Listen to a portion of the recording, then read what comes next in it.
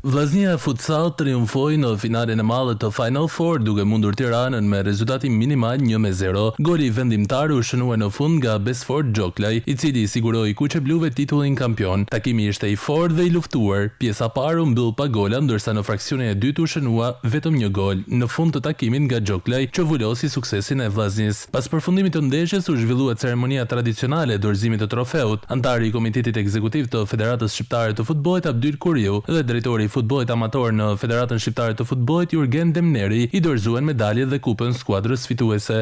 Emocioni veçantë asnjëherë për herë parë në Shkodër, që do të thotë që gjithë të çuna që kanë kontribuar emri i tyre do mohet mend si të parë që sjellën këtë kampionat.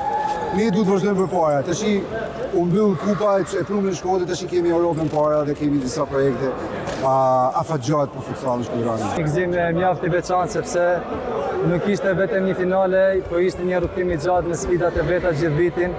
Normalisht ka pas uljet e ngritjet e veta, ama qysh në fillim të sezonit synimi jonë të kenë një kjo kupë edhe i arrit në qëllimit. Në Shkodër, kupa e kampionatit për futsal është e parë që vjen.